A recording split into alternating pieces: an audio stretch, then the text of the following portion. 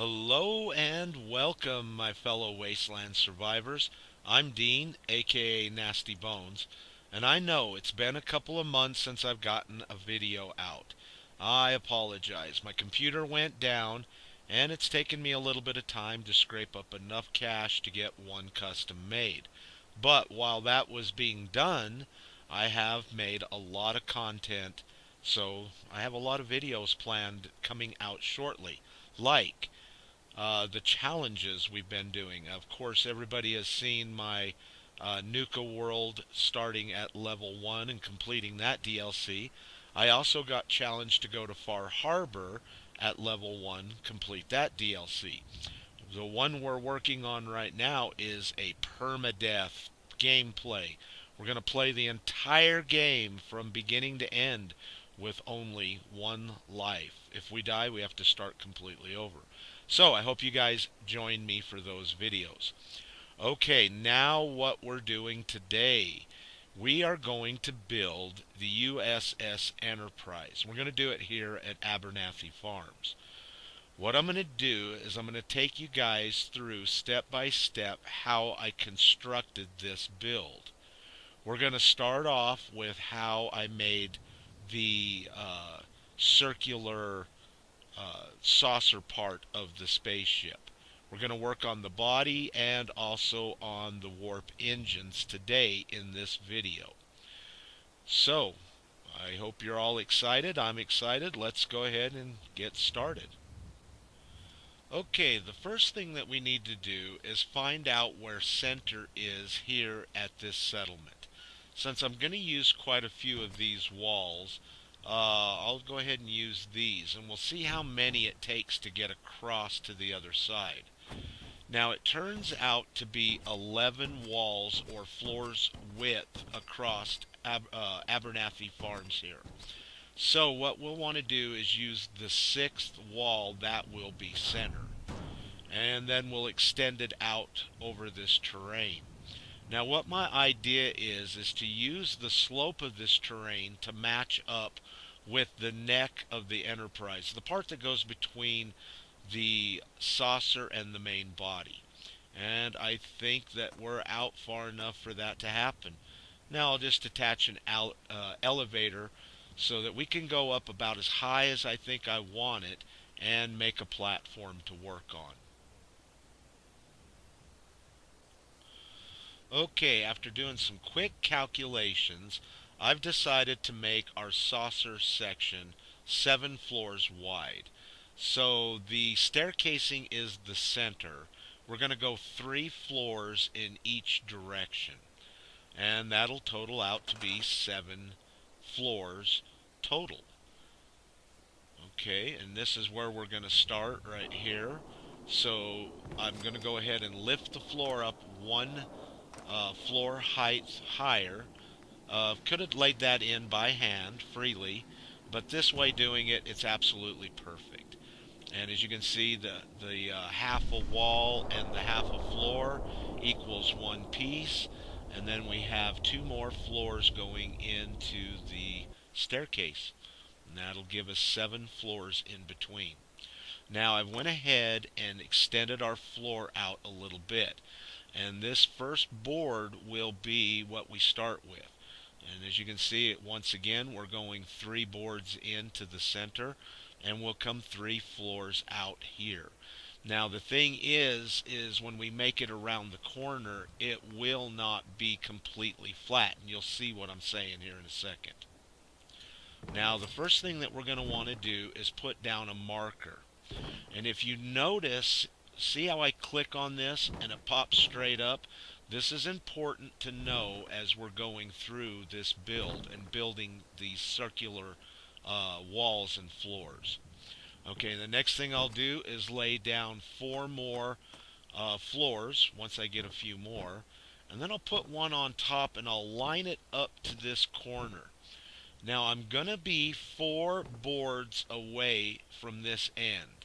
And I'm just going to keep going back and forth, lining that up the best that I can till it's right up against these corners, or these 2 corners are not quite touching, but real close. And then when it's 4 boards away, I'll go ahead and take my supports out, or what it was sitting on, and click on it, and it drops straight down.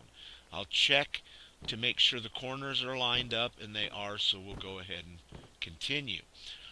If you noticed, the marker I put down this time, which is right here at our corner, is actually a vanilla quarter floor. And there's a reason for that. The reason is the vanilla walls are thinner than the barn walls. So every other one will have a barn floor. As you can see right here, I'm getting ready to snap a barn floor in. That'll be a little taller. Then the next floor, like the one we're putting in here, will have a vanilla floor snapped to it, so it will keep it lower. Now when I got around, I'm off by a couple of inches. I need to be right in the middle of that floor, which is 7 of those little floor planks on this floor away. So I went back, tried it again with a few adjustments, and when I got back here, it's pretty dang close. It's off by just a little bit, and I think that that'll be okay. If we would have tried to do it with the other one, it might have got off somewhere and we would have had a gap, or we would have had a collision issue in case one other piece didn't fit correctly. Now, when I got around to the other side, I was off still pretty decent. But what I wanted to do was show you guys that you didn't actually have to lay more boards down and readjust them. You can actually readjust your markers. If you grab them in a certain spot and look straight down at the floor, you can actually move them around without them snapping. Now that I've got the first one fairly lined up, I need to readjust the second one. So I'll lay a marker down, take it out, and now I'm free to adjust the second piece. Now if I needed to adjust the third piece, I'd just repeat the process. Lay a marker down, take it out, adjust it, put the pieces back in. And now that I've done that, all of them are lined up. You can see I'm in the middle of the floor, right along the edge, and we've got half of our circle already made. Okay, looking good. And all the corners are lining up nicely. Alright, now that we're almost finished with it, I'm putting in the last angled piece, and there is one more piece to go in. All I'd have to do is lift the floor up with our little concrete trick and put a piece in. But I need that out, and so I won't. Now, let's go ahead and put our walls in and see how this is going to look. Now, since we put our markers on the outside, we've got to bring them in the width of a half a floor. So that's why you're seeing me put this little half floor on, then bringing the other one over, as that way we can bring them in so those corners line up nicely. And not only do the walls go in nicely, so do the ceilings. And we'll just go ahead and put one more in over here real quick. Let's go put one over on the right hand side in. And there's the wall, and once again we'll put some ceilings in. And there you go, and we'll just complete this process all the way around to the other side. And here we are putting the last piece in. Okay, even though all these pieces snapped in really good and we had no problems with them, snapping this last piece in will be impossible because the piece is hitting 2 other pieces besides itself, and it just won't allow it to snap in there. And no matter how much we try, it's just not going to work. So let me go ahead and show you guys how we can actually do it. But before we do that, let me go ahead and finish up the rest of our ceiling in. That way we have everything done right up to this point. Now what I'm going to do is extend the floor out a ways. And I'm going to put a concrete barn floor down. And the reason is because I want to sink this concrete pillar down into it. Now you can also see I have another concrete barn concrete floor right here in the center where the pillar is. That way I can sync it up and down. And if I fidget with this long enough, I'll get it to turn green. Now, I thought for a second I might have to move the pillar to the side, to the left side a little bit. That it might be hitting the ceiling, but I did get it to go in. So there you go. We were able to completely make an entire circle with uh, roofs and the walls. Now we could actually snap floors in as well, but I've got something a little different in mind for down there. So we'll work on that a little bit later in the build. Okay, now I'm on top of the roofs of our first circle, and I want to create a second circle on top to make this like a two-story. This will be like where the bridge is at. Now I couldn't do the technique we used at the bottom with the floor and using the planks on the floor to measure how far to go around the circle. The reason is because you couldn't see the circle through the floor. But because of the way that these ceilings are intertwined, it's very easy to set these boards on top and they'll stay green. And I'm just going to go ahead and place them down manually and by hand. And when I'm ready to move one, I'll put a marker up and then I'll go ahead and move the other piece to where I think that it needs to match up. Then I'll go ahead and put the piece back in, see what adjustments I need to make, readjust it, and then go ahead and put the piece in. And I'll continuously keep doing this all the way around till I get a complete circle. Now, do keep this in mind. This is tedious. There is a lot of taking out and putting in and readjusting. You really have to get this as close as you can. If you don't, you're going to have collision issues. Also, if you notice, I'm using all barn floors here. So another thing that I'm going to have to do is change the height of each or every other floor to a vanilla floor height. And we'll see that here in a bit when I do that. And I'll just keep adjusting this. We're right at the end. I'm putting the last few pieces in, and I think I finally got them. Oh, nope, looks like I need to readjust again. So you can see I take the markers and put them on, take the pieces out, adjust it, and yep, now I think I got it. All the corners look really good. And now we can go ahead and repeat the process that we did down below. But first, let me show you how I did the height changes of the floor. Of course, the first one is supposed to be the height of a barn floor. That's the way it is below. So I just put on a marker. I'll pull out a vanilla floor, put it down, move a couple of things away, move that out of the way, let that floor drop down, and connect our floors up to it to make the pieces drop down. And I'll do that again on this side over here. Drop it down, connect it on, and there you go. That's how I did the stair step effect to our floor pieces for this part of the build. Okay, now let's go ahead and start putting our walls up. Now we have to do the same thing we did down below. We have to bring a floor out a half a floor's width, and then we'll go ahead and start snapping our pieces on. Now the difference here then compared to what we did down below is instead of doing both sides, we're going to start at one side and work our way all the way around until we get back to the front where we started. The reason is there's going to be a gap there where I want the view screen. So there's no sense of putting a piece in there at all. And as you can see, building something this small, small of a circle does make it a little tedious to get these pieces to snap. But if you work with it a little bit, they will snap in there. And right here will be where the view screen is. And as you can see, we now go all the way around in a full, entire, complete circle. Okay, now let's take a look at the back. I've got the elevator actually in, and I had to take a piece of the wall out.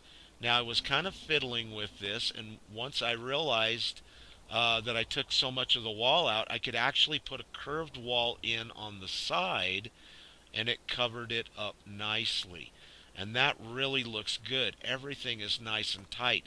This was an unexpected thing to happen. I didn't really expect this to happen, and now I'm going to have a very nice back part of the, I guess this would be like the bridge part of the spaceship or the saucer.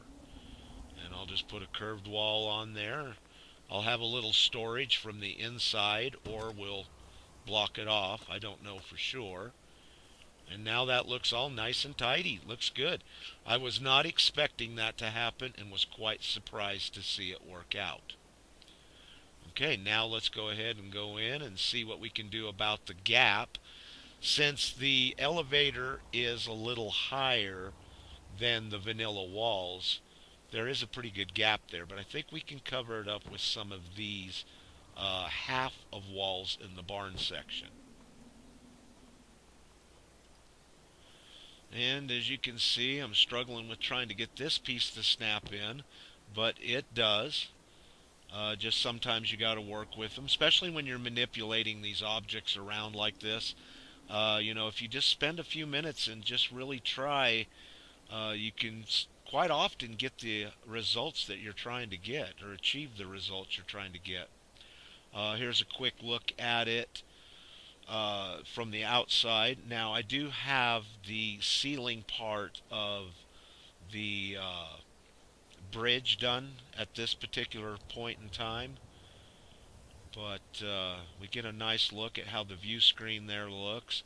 Now this part here you're never going to probably ever be able to see from the ground, but I still wanted it to look nice, and not only nice from the inside but nice from the outside. And yeah, that does look pretty good, where we got our elevator there at the end and our corner pieces are in. Yeah, that looks really good. We'll take a look at it from the ground. Okay, I've do got some of the floor in. I'm experimenting with different ways to lay the floor in. Okay, now snapping the body on was pretty easy. I'm just going to use these prefabs and just snapped them to the bottom of the elevator. And I think we're going to need one on the front as well. Now I'll go over to the wall section and pull out a wall that matches. Okay, let's turn our attentions to the neck part of this build. Now the frontal part of it is going to be the hardest, because we're going to use roofs from the barn section, and they're going to angle from the saucer down to the body. So what I'm doing is I put up a floor and a half a wall. Now I can connect another half a wall to it, but flipping the other direction. Now it's as simple as adding in the ceiling that we need. I'll also do this on the elevator as well, so we can get one more piece to come off the elevator, or one more roof. Now I need to take these out, so I'm making a marker. The reason I took them out is it's actually easier to snap these pieces in without the roofs being in. Now I did run into a little bit of a problem trying to get this piece up. It only wanted to snap as a 45. I couldn't get it to snap straight, so I had to think out of the box a little bit. So what I did was I added on another half a wall, and then I'll add on a second half a wall, take out the first one, put an angled piece in, and now that piece will snap into that angled piece. Also, because of doing it this way, all I have to do to get the other side to snap in is put in another half a wall again, move the other half a wall over to the other side, and then put that angled piece back in, and then I can go ahead and snap that last little corner piece in there correctly. And now all I need to do is go ahead and snap in my roofs to that.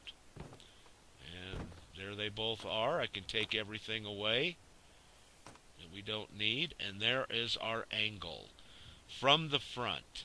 It is the hardest to do, but doing it the way I just did it there makes it super easy running roofs in that angle.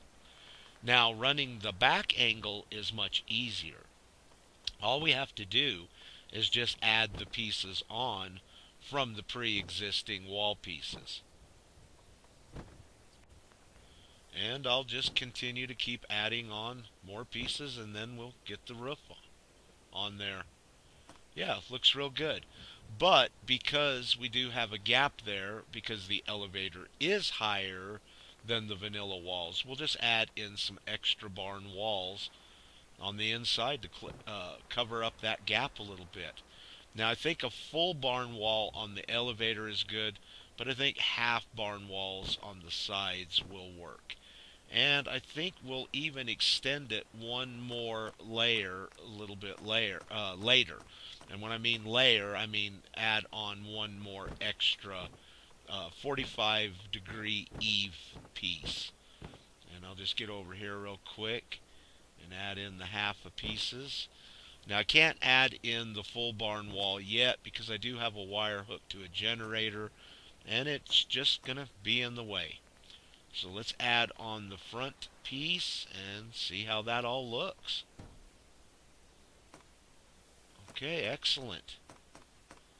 Take our floors away and see how that looks from the ground. Yeah, I think that angle is going to be just fine. Let's look at it from this side where we don't have objects in the way. Yeah, I think adding one more extra 45-degree eave piece will be what we need to do.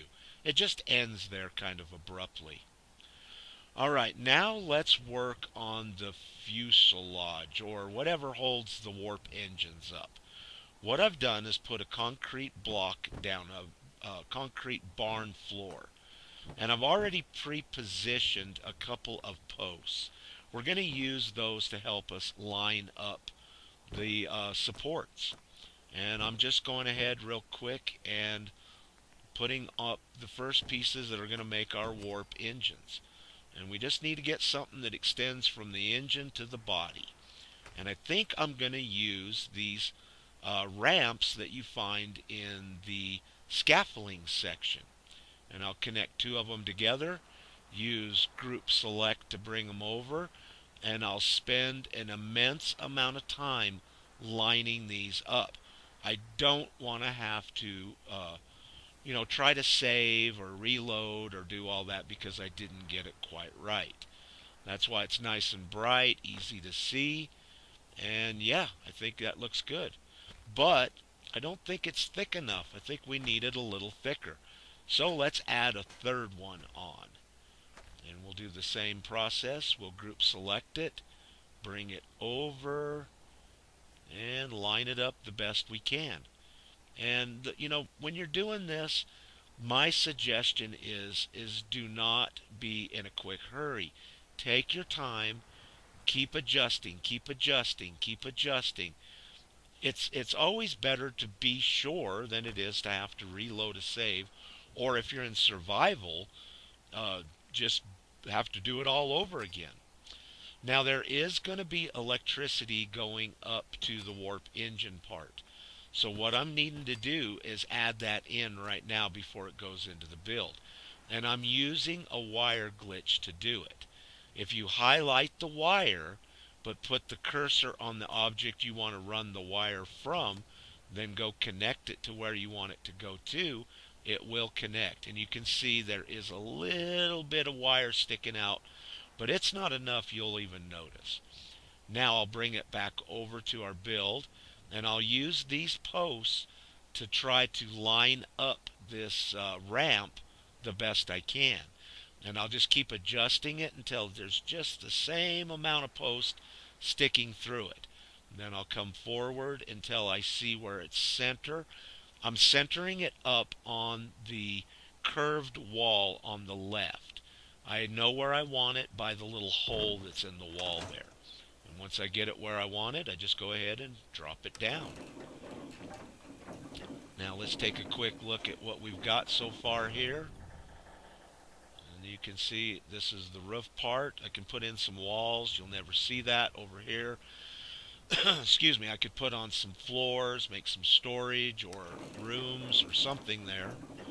Now, here's a quick look at the first floor of our saucer section. I still am experimenting with the floor. I've put it in a couple of different ways, but I've got an idea and I think it's going to work. So I'm liking it like this.